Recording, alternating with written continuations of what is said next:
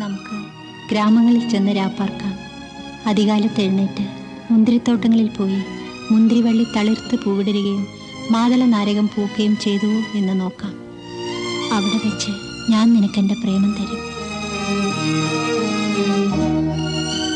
അവിടെ വെച്ച് ഞാൻ നിനക്കെൻ്റെ പ്രേമം തരും. ജീവിതത്തിൽ പ്രണയിക്കാത്തവരും പ്രണയം ആഗ്രഹിക്കാത്തവരുമുണ്ടോ? ഒരു കാലത്തെ പ്രണയിനികളെ കോരിത്തരിപ്പിച്ച ഒരു പ്രൊപ്പോസലാണ് ഇപ്പോൾ കേട്ടത്. മൈസൂരിൽ താമസമാക്കിയ സോളമൻ തൻ്റെ അയൽക്കാരിയായ പെൺകുട്ടിയെ ഇഷ്ടം അറിയിക്കുവാൻ വേണ്ടി ബൈബിളിൽ നിന്ന് കടമെടുത്ത് ഉപയോഗിച്ച ആ വാക്കുകൾ. എത്ര മനോഹരമായ പ്രൊപ്പോസലാണല്ലേ! സോഫിയയും സോളമനും മുന്തിരിത്തോട്ടങ്ങളും ഒക്കെയുള്ള മൈസൂരിലെ കാഴ്ചകളും മനോഹരമായ ഗാനങ്ങളും പശ്ചാത്തല സംഗീതവും കൂടാതെ പത്മരാജൻ എന്ന മാസ്റ്റർ ക്രാഫ്റ്റ്സ്മാനും. നമുക്ക് പാർക്കാൻ മുന്തിരിത്തോപ്പുകൾ. ഈ സെപ്റ്റംബറിൽ ആ ചലച്ചിത്ര കാവ്യത്തിന് 35 വർഷങ്ങൾ തികയുകയാണ്. മലയാളികളുടെ ഗൃഹാതുരത്വത്തിൽ സിനിമകളുടെ പട്ടികയിൽ മുൻനിരയിൽ നിൽക്കുന്ന ആ Mohanlal Padmarajan Johnson master magic, ആ സിനിമയെക്കുറിച്ചാണ് ഈ എപ്പിസോഡ്. നിങ്ങൾ കേൾക്കുന്നത് പോഡ്കാസ്റ്റ് ബൈ അരവിന്ദ് ചന്ദ്രശേഖർ.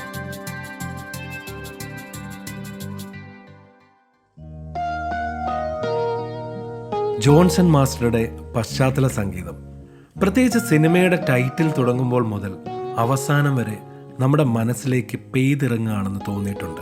ലോകത്തെങ്ങുമുള്ള മലയാളികൾ ഈ സംഗീതം കേട്ടാൽ, അവർ എവിടെയാണെങ്കിലും ഒന്ന് കണ്ണടച്ചാൽ വീണ്ടും സോളമൻ്റെ മുന്തിരിത്തോട്ടങ്ങളിലേക്ക് എത്തും. വല്ലാത്തൊരു മാസ്മരികതയാണ് ഈ സംഗീതത്തിന്.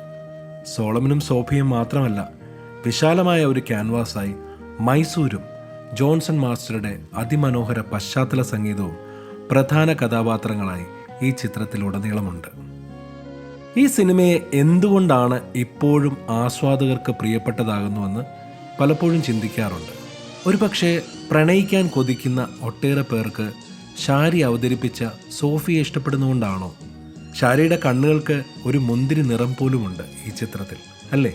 അതോ മോഹൻലാൽ എന്ന നടൻ്റെ കുസൃതി നിറഞ്ഞ ചിരികളും കൊച്ചു കള്ളത്തരങ്ങളുമൊക്കെയുള്ള മറ്റാരെയെങ്കിലും നമുക്കറിയാവുന്നതുകൊണ്ടാണോ? മകൻ്റെ സ്നേഹത്തിനും വാശിക്കും കീഴടങ്ങുന്ന റീത്ത എന്ന കവിയൂർ പൊന്നമ്മയുടേതുപോലെയുള്ള ഒരുപാട് അമ്മമാരെ നാം കണ്ടിട്ടുള്ളതുകൊണ്ടാണോ? വിനീത് അവതരിപ്പിച്ച ആന്റണി ജോസഫ് എന്ന ചെറുപ്പക്കാരൻ നമ്മുടെയൊക്കെ പരിചയത്തിലുള്ള ആരൊക്കെയല്ലേ? എന്തായാലും 35 വർഷങ്ങൾക്കിപ്പുറവും ഈ സിനിമ എന്തുകൊണ്ടാണ് മലയാളികളുടെ ഓർമ്മകളിൽ തിളക്കത്തോടെ നിൽക്കുന്നത്? അതൊരു അതിശയം തന്നെയാണ്, അല്ലേ? മോഹൻലാൽ അവതരിപ്പിക്കുന്ന സോളമൻ ഒരു സാധാരണ മനുഷ്യൻ തന്നെയാണ്. മദ്യപിക്കുന്ന, പുകവലിക്കുന്ന, അത്യാവശ്യം ചെറുപ്പക്കാരുടെ എല്ലാ കുസൃതികളുമുള്ള ഒരാൾ. മറ്റു നായക കഥാപാത്രങ്ങളെ പോലെ നന്മയുടെ വിളനിലമൊന്നുമല്ല അയാൾ. സോളമൻ വാഹനങ്ങളെ ഇഷ്ടപ്പെടുന്ന, ഇംഗ്ലീഷ് ചിത്രങ്ങൾ കാണുന്ന, മുന്തിരിത്തോട്ടങ്ങളും മറ്റ് കൃഷിയിടങ്ങളുമൊക്കെ സ്വന്തമായി നോക്കി നടത്തുന്ന ചെറുപ്പക്കാരനാണ്.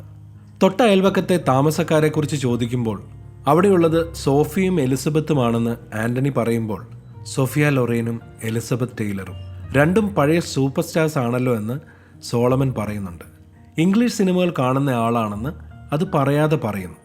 പിന്നീട് ഒരു സമയത്ത് ആന്റണിയോട് സിൽവിയ ക്രിസ്റ്റൽ എന്ന നടിയെക്കുറിച്ച് അല്പം തമാശ കലർന്ന രീതിയിൽ സോളമൻ പറയുന്നുണ്ട്. വാഹനങ്ങൾ അയാളുടെ ഒരു ദൗർബല്യമാണ്. ബൈക്കും ജീപ്പും മാത്രമല്ല, ടാങ്കർ ലോറി വരെ ഓടിക്കുന്ന സോളമൻ പണ്ട് കുറച്ചു കാലം ടാങ്കർ ലോറി ഓടിക്കുവാനുള്ള ഇഷ്ടം കൊണ്ട് ഓടിച്ചു നടന്നതും അതുവഴി കിട്ടിയ സുഹൃത്തുക്കളെക്കുറിച്ചുമൊക്കെ പറയുന്നുണ്ട്. എല്ലാ കുസൃതികളും രസങ്ങളുമൊക്കെയുള്ള ഒരു ഉഗ്രൻ മോഹൻലാൽ കഥാപാത്രം. ഈ സിനിമയിൽ എല്ലാം കഥാപാത്രങ്ങളാണ്. സോളമൻ്റെയും സോഫിയുടെയും വീടുകൾക്കിടയിലുള്ള വിക്കറ്റ് ഫെൻസിങ്, ആ വെളുത്ത വേലിക്കെട്ടുകൾ ഓർമ്മയില്ലേ? അങ്ങനെ ഒരു വേലിക്കെട്ടുകൾ ഇല്ലായിരുന്നെങ്കിൽ സോളമൻ ഒരുപക്ഷെ സോഫിയെ കാണുമായിരുന്നില്ല. അവളുടെ വീട്ടിലെ പ്രശ്നങ്ങളെക്കുറിച്ച് അറിയുമായിരുന്നുമില്ല. അതുപോലെ അമ്മയുടെ കൂട്ടായി ആ വീട്ടിൽ കഴിയുന്ന മേരി എന്ന കഥാപാത്രം, സോളമൻ അവളെ ക്യൂൻ മേരി എന്ന് വിളിച്ച് കളിയാക്കാറുണ്ട്. ഭർത്താവ് ഉപേക്ഷിച്ച ആ സ്ത്രീക്ക് ആ വീട് ആശ്രയമാകുന്നത് ആ വീട്ടിലുള്ളവരുടെ നല്ല മനസ്സിനെ കാണിക്കുന്നു, അല്ലേ? അതുപോലെ സോളമൻ്റെ മുന്തിരിത്തോപ്പുകളിൽ നാം കാണുന്ന മിസ്സി എന്ന പട്ടിക്കുട്ടി വരെ മനോഹരമായ ഒരു കഥാപാത്രമായി ഈ സിനിമയിലുണ്ട്. സംസാരത്തിനിടയിൽ ഇംഗ്ലീഷ് വാക്കുകൾ ചേർക്കുന്ന റീത്ത എന്ന കഥാപാത്രം കവിയൂർ പൊന്നമ്മയുടെ അമ്മ തിരുവിതാംകൂറിലെ വിദ്യാഭ്യാസമുള്ള ഒരു സ്ത്രീയായാണ് കാണിക്കുന്നത്. എല്ലാ അമ്മമാരെ പോലെയും സ്നേഹിക്കുവാൻ അറിയാവുന്ന കഥാപാത്രമാണ് അവരും. അവരുടെ വിദ്യാഭ്യാസം ഒരുപക്ഷെ പിന്നീട് അവർക്ക് മകനെ മനസ്സിലാക്കുവാനുള്ള പ്രേരണയായി മാറുന്നത് സിനിമയുടെ അവസാന നിമിഷങ്ങളിൽ കാണാം. തൻ്റെ മുന്തിരിത്തോട്ടങ്ങളിൽ നിന്ന് വല്ലപ്പോഴുമാണെങ്കിൽ കൂടി എല്ലാ പ്രാവശ്യവും സ്വന്തം വീട്ടിൽ അപ്രതീക്ഷിതമായി കയറി വന്ന് കുറച്ചു നേരം ചെലവഴിച്ച് പിറ്റേന്ന് തന്നെ മടങ്ങുന്ന സോളമൻ തൻ്റെ ഈ വരവിൽ അത് ആവർത്തിക്കുന്നില്ല. അയൽപക്കത്തെ പെൺകുട്ടിയെ നിരീക്ഷിക്കുന്ന സോളമൻ സോഫിയയിൽ കാണുന്നത് എപ്പോഴും എന്തെങ്കിലും ചെയ്തുകൊണ്ടിരിക്കുന്ന മിടുക്കിയായ ഒരു പെൺകുട്ടിയായാണ്. കുറച്ച് ദിവസങ്ങൾക്കുള്ളിൽ തന്നെ സോഫിയയോട് അടുക്കുകയും അവളെ മനസ്സിലാക്കുകയും അവളുടെ ജീവിതത്തെ കൂടുതൽ അറിയുകയും അവളോട് പ്രണയത്തിലാകുകയുമാണ്. പലപ്പോഴായി നടക്കുന്ന പല സംഭവങ്ങളും അവർ തമ്മിലുള്ള സംഭാഷണങ്ങളും അത് കൂടുതൽ ദൃഢമാക്കുകയും ചെയ്യുന്നു. ഒരു സാധാരണ പ്രണയ സിനിമയിൽ നിന്ന് ഇതിനെ വ്യത്യസ്തമായി നിർത്തുന്നത് നായികയുടെ പശ്ചാത്തലവും അവളുടെ ജീവിതത്തിലെ ദുരനുഭവങ്ങൾ കൂടി കടന്നു പോകുമ്പോഴും സോളമൻ അവളെ ഉപേക്ഷിക്കുന്നില്ല എന്നുള്ളതാണ്.